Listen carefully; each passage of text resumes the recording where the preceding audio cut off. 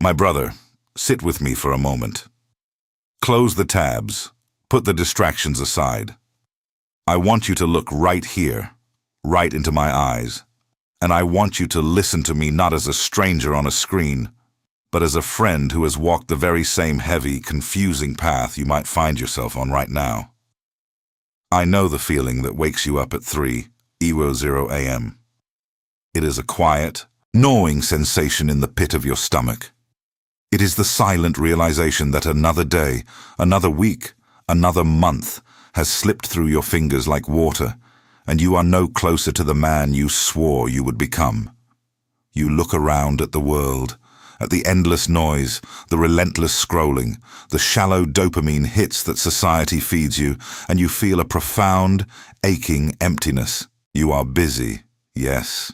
You are constantly moving, constantly consuming, constantly reacting to the demands of the world. But deep down, in the quiet sanctuaries of your own soul, you know the truth. You are not steering the ship. You are drifting. You are existing, but you are not truly living. You are a repository of untapped potential, a sleeping giant wandering through a fog of mediocrity, playing a game whose rules were written by people who do not care about your ultimate destiny. I am here to tell you that this quiet desperation you feel is not a sickness. It is an alarm bell.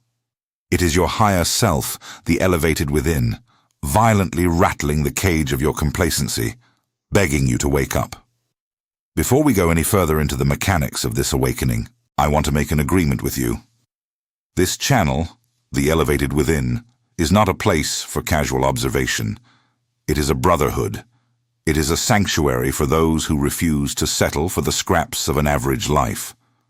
If you are ready to shed the heavy armor of the drifter and step into the arena of your own potential, then I invite you to make your first decisive move right now. Hit the subscribe button, leave a like on this video to signal your commitment to the algorithm of your own life, and join us. Walk this path with me. We are building an empire of the mind, and I want you at the table. Now, let us speak of the anchor. Let us speak of the one mechanism, the singular, absolute requirement that separates the architects of reality from the victims of circumstance. The great philosophers and the masters of wealth, men like Napoleon Hill, who studied the greatest minds of his era, discovered a terrifying and beautiful truth. They discovered that the universe does not respond to vague desires. It does not respond to a general wish to be happy, or be rich, or be successful.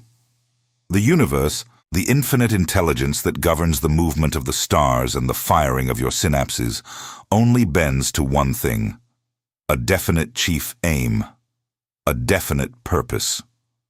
What is a definite purpose? It is not a New Year's resolution that you abandon by February. It is not a hobby. It is not something you think about only when you have free time.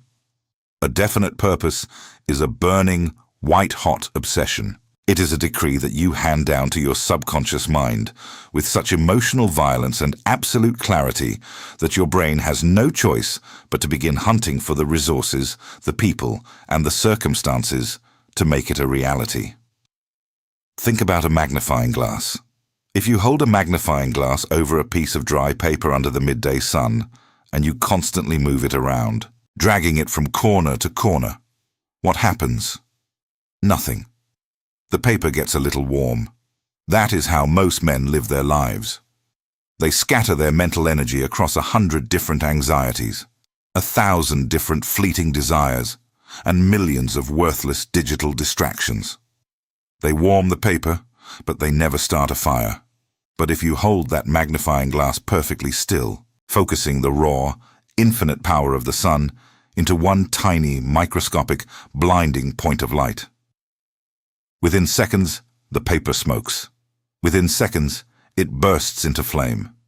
That is definiteness of purpose. It is the focusing of your life force into a singular, undeniable target. Most men are drifting through life without a compass. When you do not have a definite purpose, you become a victim of your environment. You absorb the fears of the people around you, You adopt the opinions of the media you consume. You take the job you are offered, not the one you desire. You settle for the relationships that are convenient, not the ones that elevate you. You become a chameleon of circumstance, changing your colors to blend into whatever room you happen to wander into. This is the tragedy of the modern man. He is a king suffering from amnesia, wandering the streets, begging for pennies when the keys to the kingdom are in his pocket. To awaken, you must decide. The word decide comes from the Latin word decidere, which means to cut off. When you make a true decision, when you plant the flag of your definite purpose, you are cutting off every other possibility. You are burning the boats. You are looking at the universe and saying, I am going there, and I will either arrive in victory or I will not arrive at all. How do you find this purpose? It requires a terrifying level of honesty. You must lock yourself in a room, away from the voices of your parents, your friends, and society. You must sit in the silence and ask yourself, what is the one thing I would do if I knew I could not fail? What is the legacy I want carved into my tombstone? What is the grand obsession that makes my blood run hot and my heart beat faster? Do not censor yourself. Do not let the ghost of fear whisper, you are not smart enough, or you do not have the money. Those are the alibis of the drifter. We will deal with those assassins later. Right now, in this moment, you are the architect. You are drawing the blueprint. Once you have identified this definite purpose, you must write it down. A thought held in the mind is a ghost. A thought written on paper is the first step of physical transmutation. You write it down clearly, concisely, and you attach a timeline to it.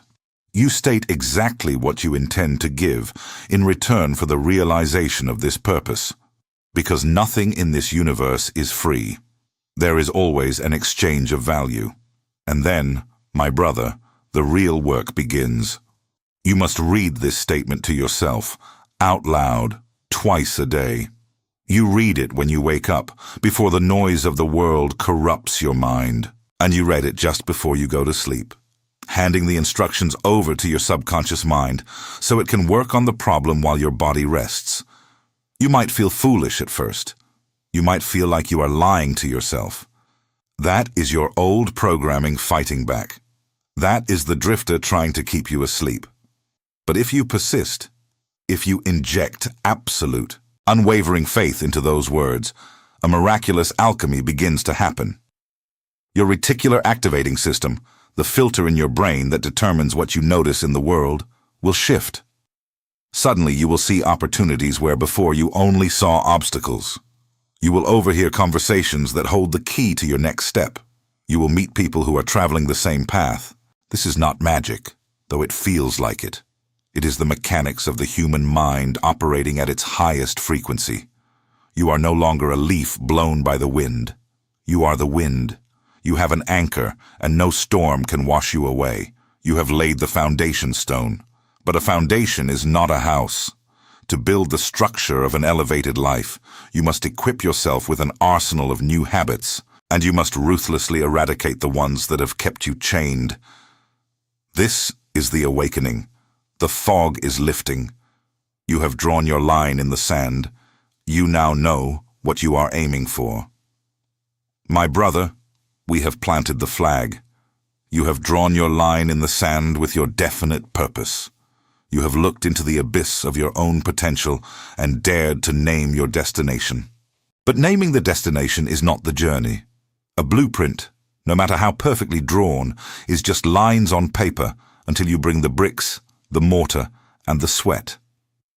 We are now crossing the threshold from the world of thought into the world of form. We are moving from the abstract to the physical. To do this, you must equip yourself. You must forge the arsenal of an elevated mind. The tools I am about to hand you are not new. They are ancient, immutable laws of human achievement. They are the same tools used by every empire builder, every revolutionary, and every master of destiny who has ever walked this earth. The first weapon in your arsenal, the cornerstone of this entire architecture, is faith. Now, when I use the word faith, I want you to strip away whatever religious or dogmatic baggage the world has attached to it.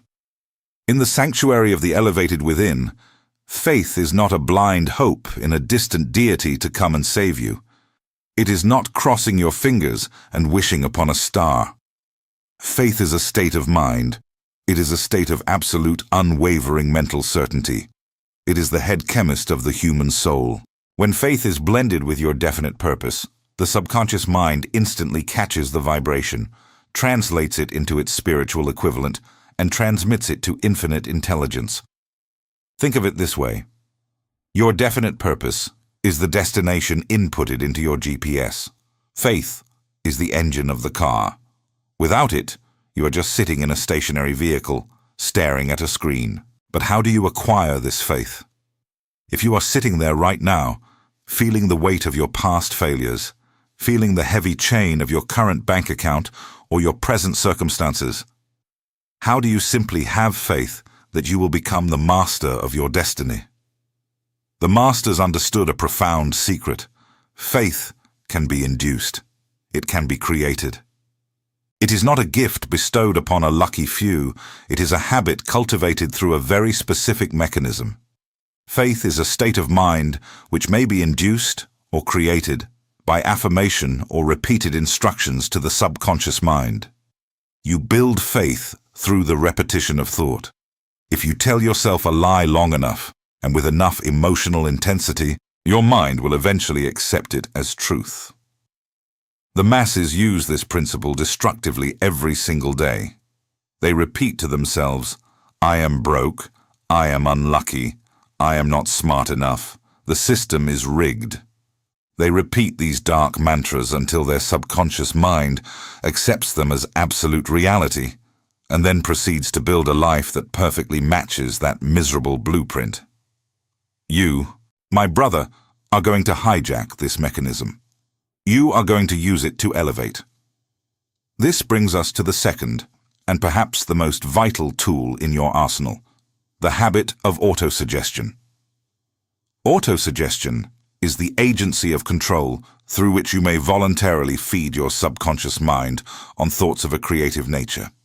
It is the bridge between your conscious, thinking mind and the vast, dark, incredibly powerful ocean of your subconscious. Shutterstock. Explore. To understand why this is so critical, you must understand the nature of your own mind. Your mind is a garden. It is the most fertile soil in the universe. Your conscious mind is the gardener, and your subconscious mind is the earth. The subconscious mind does not argue with you. It does not possess a sense of humor. It does not judge whether a seed is good or bad, poisonous or nourishing. It simply takes whatever seed is planted, waters it with your emotional energy, and grows it into your physical reality.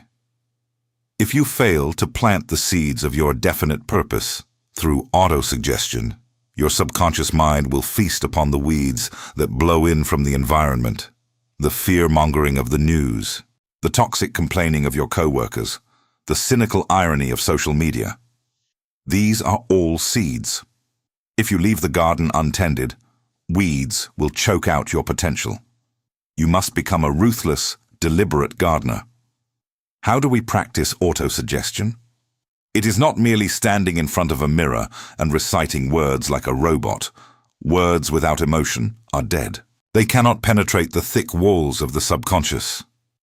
When you read your definite purpose, you must visualize the end result so vividly that your body actually feels the emotional, physical equivalent of having already achieved it.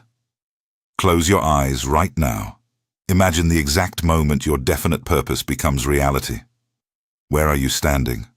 What are you wearing? Who is beside you? What does the air smell like? But most importantly, what is the exact feeling in your chest? Is it the profound, heavy relief of financial freedom? Is it the electric thrill of holding your published book? Is it the deep, quiet pride of looking at a family you have provided for? You must take that emotion, that raw, visceral feeling of victory, and you must fuse it with the words of your definite purpose. You must hold that frequency twice a day, every day, until it becomes your dominant mental state. When you do this, you are actually rewiring the neural pathways of your brain. You are installing a new operating system. Your brain cannot tell the difference between a vividly imagined experience and a physical reality. Through emotional autosuggestion, you are tricking your subconscious into believing you are already the elevated man. And because the subconscious cannot tolerate a discrepancy between its internal programming and the external world, it will begin to violently rearrange your reality to match the vision. You will begin to move differently. You will speak with a new authority.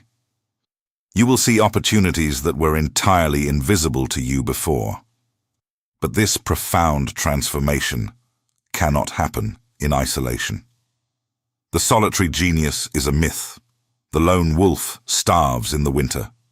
If you want to build an empire, if you want to elevate your life to a frequency that defies logic, you must employ the third weapon in your arsenal, the mastermind principle. Listen to me very carefully on this point, because this is where most men fail. They read the books, they write down their purpose, they do their affirmations, but they remain surrounded by the same cynical, small-minded, drifting individuals they have known since high school. You cannot soar with the eagles if you are scratching in the dirt with the turkeys. Your environment is stronger than your willpower. Napoleon Hill defined the mastermind as the coordination of knowledge and effort in a spirit of harmony between two or more people for the attainment of a definite purpose. Think of a single battery. It provides a certain amount of energy. But if you connect a group of batteries together, the power does not just add up, it multiplies. The human brain is exactly the same. When two or more minds come together in absolute harmony and singular focus, they create a third invisible, intangible force, a mastermind. This third mind is infinitely more powerful than the sum of its parts. It allows you to tap into the experiences, the specialized knowledge, and the spiritual energy of other elevated men. Who makes up your mastermind? It does not necessarily have to be a formal board of directors sitting around a mahogany table, though it can be. It is the core group of individuals you allow to influence your thinking. It is the men who do not laugh at your grand ambitions, but instead ask you, how are we going to execute this? It is the brothers who hold you accountable when you slip into laziness. It is the mentors whose mere presence demands that you operate at a higher standard. You must be ruthless in your selection. You are looking for individuals who possess the traits of a builder. You are looking for decisiveness. Successful men reach decisions promptly and change them, if at all, very slowly. Failures reach decisions very slowly and change them frequently and quickly. You want decisive men in your circle. You are looking for men of emotional control. Men who do not fly into a rage at minor inconveniences, who do not drown their sorrows in cheap dopamine, but who transmute their emotional energy into fuel for their purpose. And above all, you are looking for men of relentless persistence. Persistence is to the character of man as carbon is to steel. It is the alchemy that hardens your resolve. In your mastermind, when one man's persistence wavers, the others must lend him their fire. Building this circle requires a painful truth. You will have to let people go. There are people in your life right now who you love, who you have history with, but who are anchors wrapped around your ankles. They are not bad people, but they are committed to their own mediocrity. Whenever you speak of elevation, they will subtly try to pull you back down, because your growth is a painful mirror reflecting their own stagnation. You cannot save them by sinking with them. You must have the courage to love them from a distance and to fiercely protect the gates of your inner circle. This is the arsenal of the elevated mind, my brother. Definite purpose is your target. Faith is your engine. Autosuggestion is your steering wheel, turning the massive ship of your subconscious. And the mastermind is your crew, ensuring that you never have to weather the storm alone. You are no longer an amateur hoping for a lucky break. You are a professional architect of reality. You are laying the bricks of your own destiny, day by day, thought by thought, emotion by emotion. The power is completely, terrifyingly, and beautifully in your hands. But be warned. The moment you step onto this path, the moment you decide to elevate, you will awaken the enemies. There are silent assassins waiting in the shadows of your own psyche, ancient habits and deeply ingrained fears that will fight tooth and nail to drag you back to the comfortable misery of the drift. You must know these enemies if you are to defeat them. My brother, we have built the armory. We have discussed the high, intoxicating altitudes of definite purpose, the alchemy of faith, and the sheer, multiplied power of the mastermind. It is easy to feel invincible when we are standing in the light, drawing up the blueprints of our future empire. It is easy to feel like a king when the battlefield is only in your imagination. But I promised you honesty. I am not here to sell you a toxic, fragile brand of positivity that shatters the moment it hits the pavement of reality. If you are going to elevate, you must understand the nature of the gravity trying to pull you down. The moment you make the decision to rise, the moment you declare your definite purpose to the universe, you will trigger a war. This war is not fought in the physical world. It is fought in the silent, invisible corridors of your own mind. There are assassins waiting for you there. They are ancient, they are cunning, and they have destroyed more men of genius, more men of potential, than any army in human history. They do not attack with swords or guns. They attack with whispers. They are the habits, traits, and deeply ingrained terrors that make up the lower self. If you do not learn to recognize these assassins, they will slit the throat of your dreams before you even take your first step. Let us drag them out of the shadows. The master architect Napoleon Hill identified them as the 6 ghosts of fear. They are phantoms, illusions created by your own mind, but if you believe in them, they will dictate your physical reality with the force of iron chains. The first and most paralyzing is the fear of poverty. This is not just the fear of having a zero in your bank account. It is the insidious anxiety that keeps you chained to a soul-crushing job because you are terrified of losing the meager scraps they throw at you. It is the voice that says, "Be realistic. Play it safe. Don't take the risk. You might lose everything." This fear kills ambition. It makes you hoard your energy, your time, and your money, rather than investing them in your elevation. The fear of poverty manifests as a poverty mindset, a belief that the world is a place of scarcity, where for you to win, someone else must lose. Next is the fear of criticism. Look at me, brother. How many brilliant ideas, how many revolutionary businesses, how many pieces of profound art have died in the minds of young men simply because they were terrified of what a stranger on the internet might type in a comment section? How many times have you stopped yourself from speaking your truth, from dressing the way you want, from building the life you desire, because you were afraid of the judgment of people who are absolutely miserable in their own lives? The fear of criticism robs you of your individuality. It turns you into a generic, mass-produced copy of a human being, desperate to fit in with a crowd that is marching straight toward the cliff of mediocrity. Then we have the fear of ill health, the fear of loss of love, the fear of old age, and the ultimate phantom, the fear of death. These ghosts work in tandem. The fear of losing someone's love turns you into a weak, needy, compromising version of yourself, and ironically, that weakness destroys the very respect required to sustain love. The fear of ill health makes you a hypochondriac, manifesting the very stress that breaks down your physical body. The fear of aging and death paralyzes you with the thought that it is too late, or what is the point? Fears are nothing more than states of mind. You must understand this profound truth. A state of mind is subject to control and direction. You cannot banish these ghosts by fighting them directly. You banish them by crowding them out with your definite purpose. Darkness cannot exist where there is blinding light. When your obsession with your purpose becomes greater than your fear of criticism, the ghost vanishes. When your faith in your ability to generate wealth becomes greater than your fear of poverty, the phantom evaporates. But fear is not the only assassin. Fear is loud. Fear makes your heart race. There is another enemy, one that is far more dangerous precisely because it is so comfortable. It is the silent poison of the modern age. We call it the habit of drifting. What is a drifter? A drifter is a man who permits himself to be influenced and controlled by circumstances outside of his own mind. He is the guy who wakes up, immediately checks his phone, and lets the algorithm dictate his emotional state for the first hour of the day.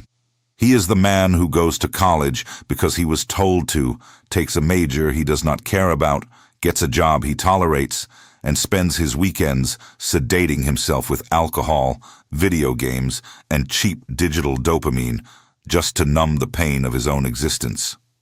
The drifter has no target. And because he has no target, he hits nothing with perfect accuracy every single time. You must understand that in the universe, there is no such thing as standing still. You are either growing or you are dying. You are either elevating or you are drifting. Drifting is not a passive state. It is an active surrender of your divine right to choose. The most terrifying symptom of drifting is indecision. The drifter cannot make up his mind. He stands at the crossroads of his life, paralyzed by the fear of making the wrong choice, and so he makes no choice at all. He waits for the perfect time. He waits for inspiration. He waits for someone to come and save him. But nobody is coming, brother. Nobody is coming to hand you the life you want. If you do not ruthlessly carve it out of the fabric of reality with your own two hands, it will never exist. You must eradicate the habit of procrastination. Procrastination is the twin brother of indecision. It is the arrogant assumption that you have an infinite supply of tomorrows. You do not. The clock is ticking. Every second you spend delaying your definite purpose is a second of your life force bleeding out into the dirt. To cure the disease of drifting, you must become a man of violent, immediate action. When you make a decision that aligns with your purpose, you must execute on it before the emotion fades. You must build a habit of moving with urgency. You are not rushing in a panic. You are moving with the deliberate, unstoppable momentum of an avalanche. Now let us address the final, most pathetic assassin in the lower self's arsenal, the alibi factory. Humans are meaning-making machines. When a man fails, when he looks around at his life and realizes he is not where he wants to be, his ego cannot handle the crushing weight of that responsibility.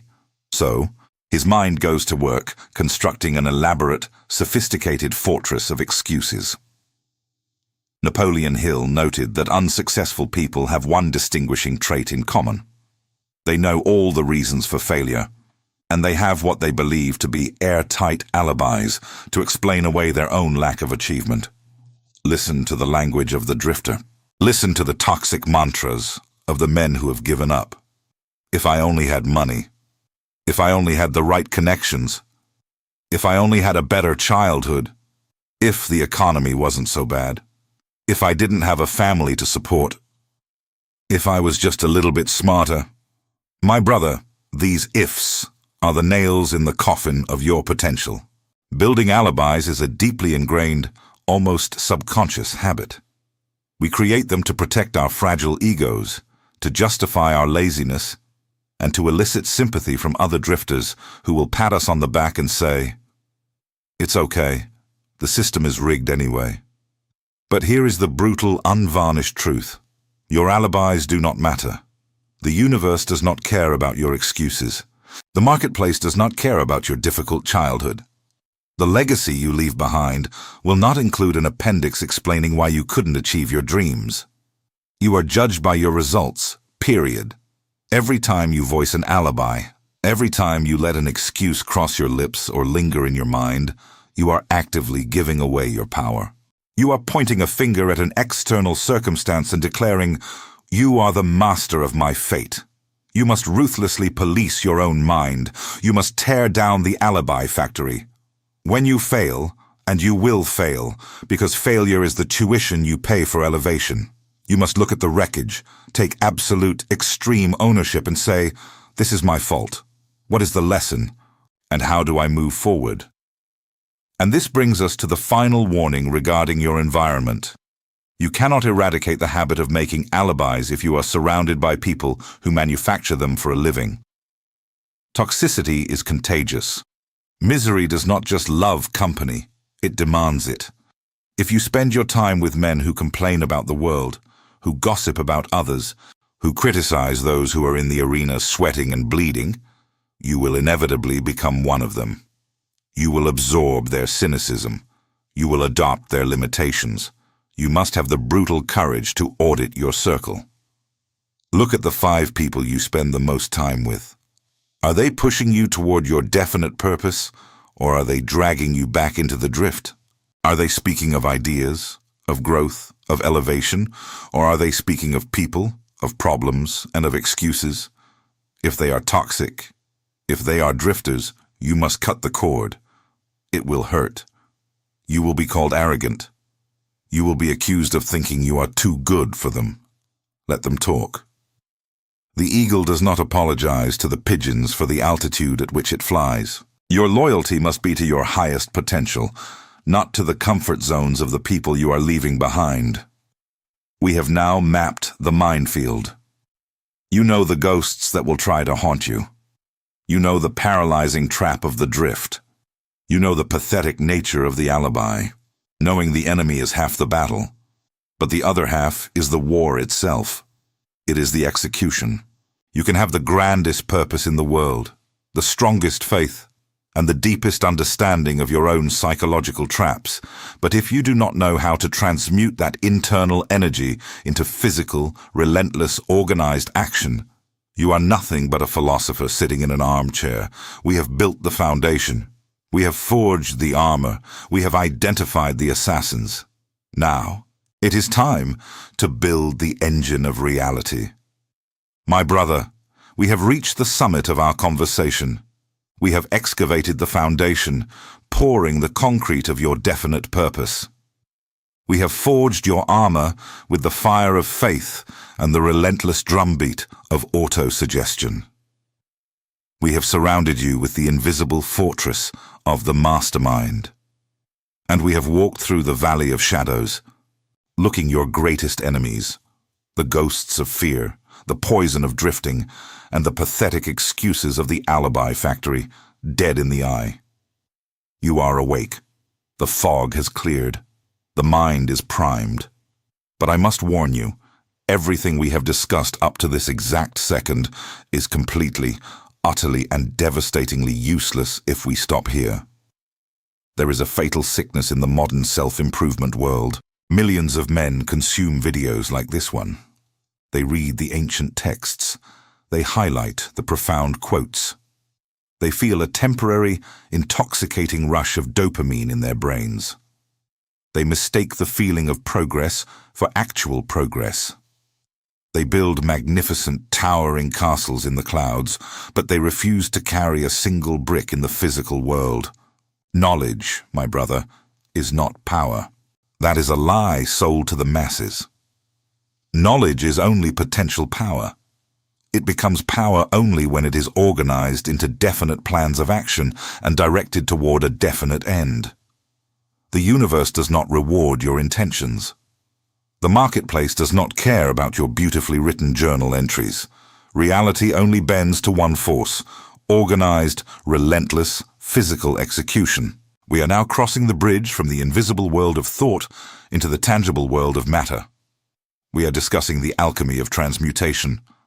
How do we turn the ghost of an idea into the hard, undeniable gold of reality? It begins with organized planning.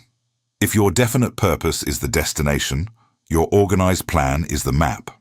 You must understand that no individual has sufficient experience, education, native ability, and knowledge to ensure the accumulation of a great fortune or the realization of any grand purpose without the cooperation of other people. This is where your mastermind comes into play. You must sit down with your inner circle and forge a plan that is foolproof. But here is the secret that separates the masters from the drifters. Your first plan will probably fail. Your second plan might fail. Your third plan might crumble into dust. Most men draft a plan, execute it, hit a wall of temporary defeat, and immediately surrender. They say, "Well, I tried. It wasn't meant to be." They retreat to the comfort of the drift and fire up the alibi factory. You must sear this truth into your subconscious. There is a profound difference between temporary defeat and absolute failure. Temporary defeat should mean only one thing: the certain knowledge that there is something wrong with your plan. That is all. It is not a judgment on your worth as a man. It is not a sign from the universe that you should quit. It is simply data. It is the marketplace giving you feedback. When your plan fails, you do not change your definite purpose. You change the plan. You rebuild it. You make it stronger, smarter, and more resilient. You replace the broken timbers with iron, and you charge the walls again. A quitter never wins, and a winner never quits. Write that in blood on the mirror you look into every morning. To execute your plan, you must cultivate the habit of doing more than you are paid for. We live in an era where the bare minimum is celebrated. The drifter's anthem is "Act your wage." The modern man is obsessed with doing as little as possible to extract the maximum amount of comfort. He complains about his boss, he cuts corners, and he expects to be crowned a king for simply showing up. If you want to elevate, you must become an anomaly. You must become a force of nature. In whatever arena you find yourself, whether you are currently sweeping floors, writing code, selling products, or building your own empire, you must violently over-deliver. You must render more service, and better service, than you are strictly compensated for. Why?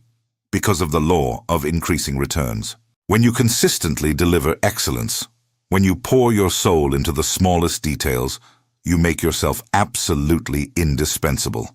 You force the universe to open doors for you. You attract the attention of men of power. You build a reputation of ironclad reliability. But more importantly, you forge a character of excellence within yourself. You train your subconscious mind that you are a man of absolute abundance, not a man of scarcity who measures out his effort in teaspoons.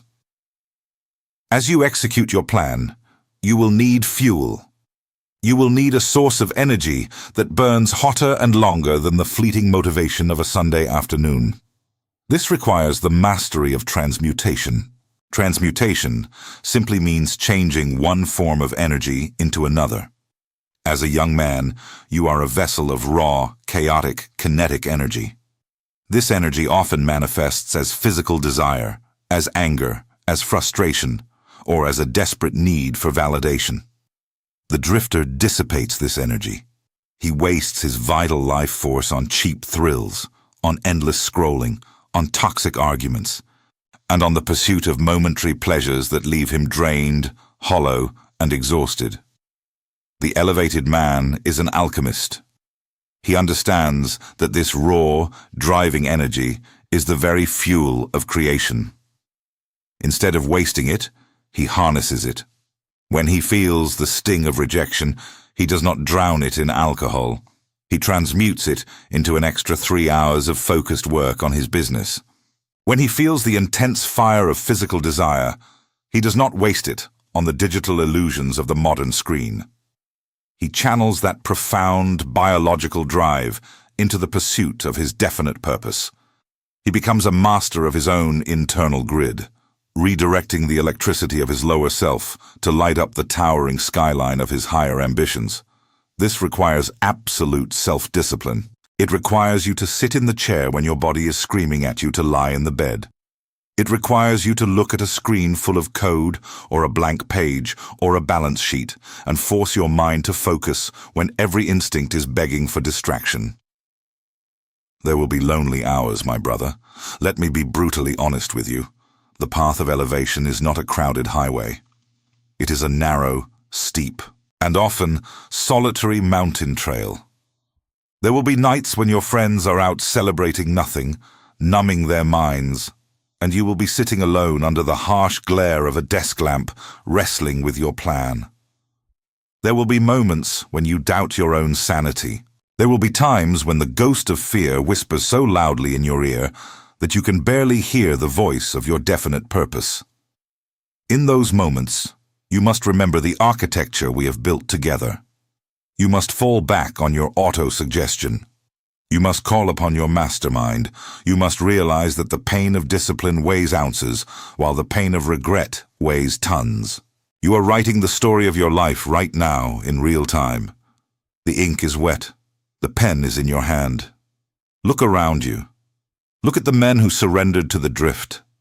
Look at the dull, hollow look in their eyes as they reach their final years, realizing they have played small, that they have hidden their talents in the dirt, that they have lived a life dictated by the fears and opinions of other people.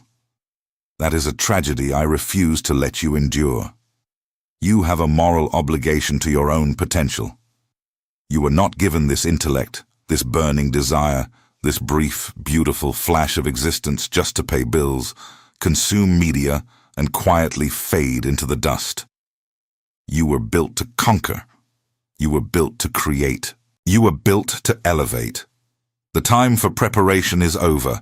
The time for reading, researching, and waiting for the perfect moment has officially expired. The perfect moment is a myth invented by cowards.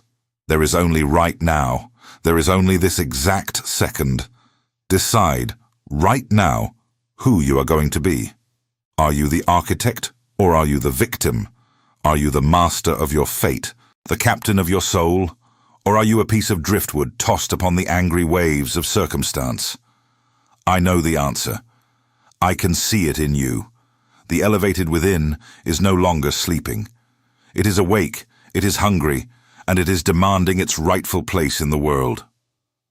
My brother, it has been the honor of my life to walk this path with you today, but this is not an ending, it is a beginning. We are going to build an empire of the mind, and I need you standing shoulder to shoulder with me on the front lines. If this transmission has awakened something inside you, if you are ready to burn the boats and declare your definite purpose to the world, you know what to do. Hit the subscribe button. Leave a like on this video to solidify your commitment to the algorithm of your own destiny. And most importantly, step into the arena of the comment section below and write down your definite purpose. Declare it. Let the brotherhood bear witness to your vow. Until we speak again, guard your mind fiercely. Starve your fears. Feed your faith. And relentlessly, unapologetically, execute your plan. Elevate.